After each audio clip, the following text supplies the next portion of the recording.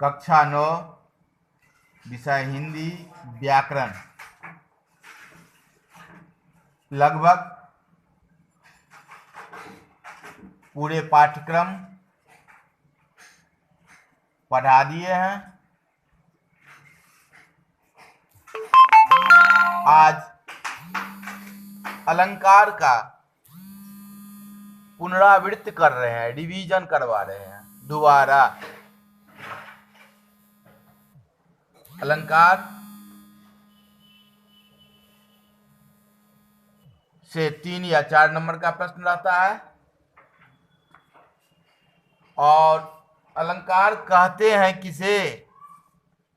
तो काव्य के शोभा कारक धर्म को अलंकार कहते हैं। जो काव्य को सुंदर बना दे उसे हम अलंकार कहते हैं। अलंकार से 4 नंबर का प्रश्न प्रत्येक बार परीक्षा में पूछा जाता है। तो यहाँ काव्य से तात्पर्य कविता नहीं है, समग्र साहित्य है, गद्य पद्य चंपू तीनों। क्योंकि संस्कृत के आचार्य लोग काव्य को परिभाषित किए हैं। वाक्यंग रसात्मक काव्यम आचार्य विश्वनाथ ने कहे हैं। रसपूर्ण वाक्य को ही काव्य कहते हैं, आचार्य जगन्नाथ ने कहे हैं। रमणीय अर्थ प्रतिपादक शब्द काव्यम, जो रमणीय अर्थ को प्रतिपादित करे वही काव्य है।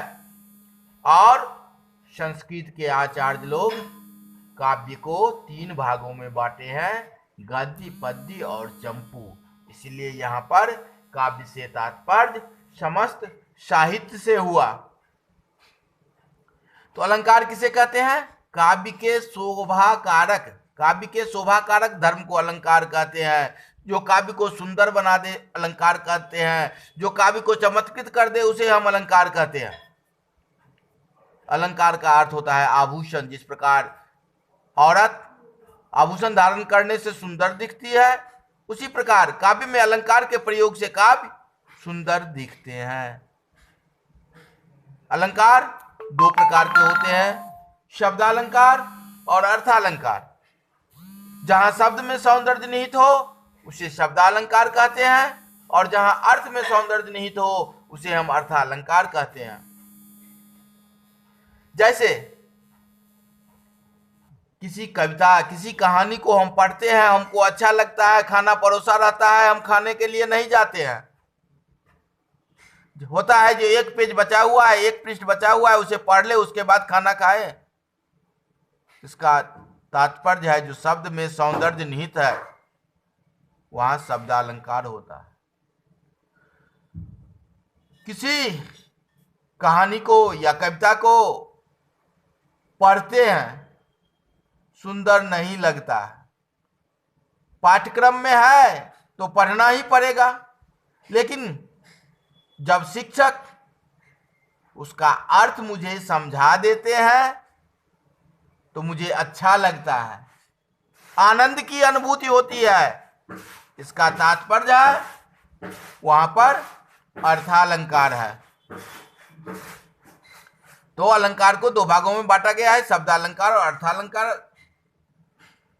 वर्ग 9 में शब्दालंकार के अंतर्गत 3 अलंकार पढ़ना है, अनुप्रास अलंकार, यमक अलंकार और श्लेष अलंकार।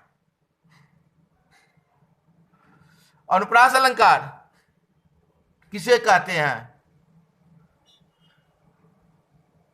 वर्णों की आवृत्ति। आवृत्ति का अर्थ होता है बार बार एक ही वर्ण का प्रयोग, अनुप्रास अलंकार कहलाता है। वर्णों की आवृत्ति अनुप्रास अलंकार कहलाता है। जैसे चारु चंद्र की चंचल किरणें, चारु चंद्र की चंचल किरणें, यहां पर चौ वर्ण का बार बार आवृत्ति हुआ है, इसीलिए अनुप्रास अलंकार का उदाहरण हुआ। मैया मोरी माय नहीं माखन खायो, इसमें मौ का बार बार आवृत्ति है, इसीलिए अनुप्रास अलंकार हुआ। तो आज अलंकार का परिभाषा। शब्दालंकार किसे कहते हैं, अर्थालंकार किसे कहते हैं, ये समझा दिए हैं। और शब्दालंकार के अंतर्गत जो 3 अलंकार पढ़ना है, उसमें से अनुप्रास अलंकार का लक्षण और उदाहरण अर्थात परिभाषा और उदाहरण समझा दिए हैं। जो वर्णों की आवृत्ति अनुप्रास अलंकार कहलाता है, अर्थात एक ही वर्ण का, एक ही व्यंजन वर्ण का बार बार प्रयोग अनुप्रास अलंकार कहलाता है। जैसे चारु चंद्र की चंचल किरणें, चौका बार बार आवृत्त है। मैया मोरी मैं नहीं माखन खायो, मौका बार बार आवृत्त है। तो आज इतना समझा दिए हैं। अगले दिन यमक और श्लेष अलंकार का उदाहरण और लक्षण और उदाहरण दोनों समझाएंगे।